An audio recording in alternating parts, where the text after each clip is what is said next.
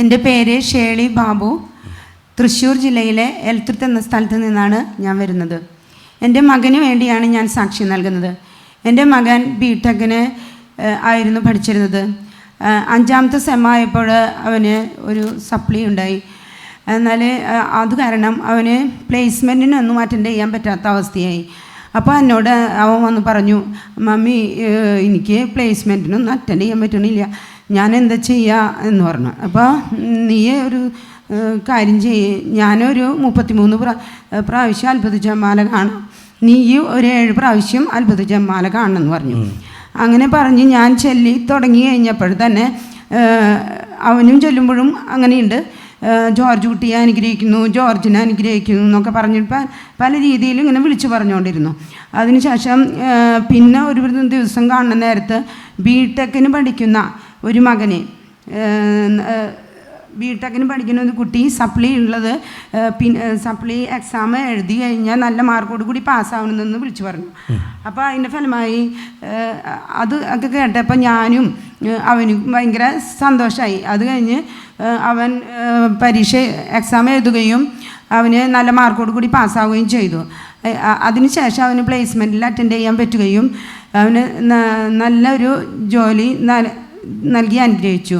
അപ്പോൾ അതിന് മുന്നേ അവനോട് ഞാൻ പറഞ്ഞു, ദശാംശം കൊടുത്തോളോ എന്ന് പറഞ്ഞു. അപ്പോൾ അവൻ പറഞ്ഞു, ദശാംശം ഒന്നല്ല, ഞാൻ ആദ്യത്തെ ശമ്പളം കൊടുക്കാമെന്നാണ് നേർന്നിരുന്നത്. അപ്പോൾ എനിക്ക് ഭയങ്കര സന്തോഷമായി. ഇത്രയും പിന്നെ 2ാമത്തെ സാക്ഷ്യം എൻ്റെ അമ്മായിമ്മയ്ക്ക് വേണ്ടിയാണ്. എൻ്റെ അമ്മായിമ്മയ്ക്ക് കൈക്കുഴ തെറ്റുന്ന അവസ്ഥയുണ്ടായിരുന്നു. ഏതു നേരം കൈക്കുഴ ഇടയ്ക്കിടയ്ക്ക് തെറ്റിക്കൊണ്ടിരിക്കും. അപ്പോൾ ഹോസ്പിറ്റലിലേക്ക് പോയിട്ട് അത് പിടിച്ചിടേണ്ടി വരും. അപ്പോൾ അമ്മയ്ക്ക് ആകെ ഭയങ്കര വേദനയും ഭയങ്കര വിഷമമൊക്കെ ഉണ്ട്. അപ്പോൾ അമ്മ പറഞ്ഞു 7 പ്രാവശ്യം ഞാൻ അത്ഭുത ജപമാല കാണും.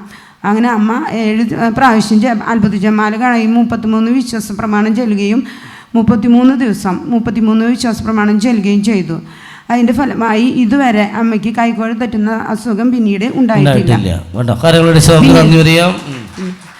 എൻ്റെ മകൾക്ക് അമലയിൽ ജോലി ഉണ്ടായിരുന്നു.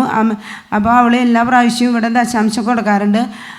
അതിൻ്റെ ഫലമായി അവൾക്ക് PSC എക്സാമൊക്കെ എഴുതിയായിരുന്നു. അപ്പോൾ അവൾക്കൊന്നും കിട്ടിയായിരുന്നില്ല. എന്നാൽ സെൻറ്റ് തോമസ് കോളേജിൽ ഒരു എക്സാം അവൾ എഴുതിയിരുന്നു. അത് റാങ്ക് ലിസ്റ്റിൽ പെട്ടിട്ടുണ്ടായിരുന്നു. അത് അവൾക്ക് കിട്ടുന്ന ഒരു പ്രതീക്ഷ ഉണ്ടായിരുന്നില്ല. അപ്പോൾ ഇത് ദശാംശം കൊടുക്കുന്നതിൻ്റെ ഫലമായിട്ടാണെന്ന് എനിക്ക് എൻ്റെ ഉറച്ച വിശ്വാസം. അങ്ങനെ അവൾക്ക് അത് കിട്ടുകയും അതിൽ കയറുകയും ചെയ്തു.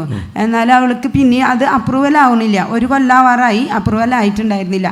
അപ്രൂവൽ ആവാണ്ടായപ്പോൾ അവളോട് ഞാൻ പറഞ്ഞു, ബന്ധന പ്രാർത്ഥനയൊക്കെ ചൊല്ലി നന്നായി പ്രാർത്ഥിക്കുക. അപ്പോൾ അവളും അവളുടെ കൂട്ടുകാരികളും ഒക്കെ അപ്രൂവൽ ആവണം എല്ലാവരും കൂടി നന്നായി പ്രാർത്ഥിച്ചു. അതിൻ്റെ ഫലമായി അവർക്ക് അപ്രൂവൽ ആവുകയും ചെയ്തു. ഇത്രയും നല്ല അനുഗ്രഹം തന്ന ഈശോയ്ക്കും അമ്മ മാതാവിനും നന്ദി പറയാം.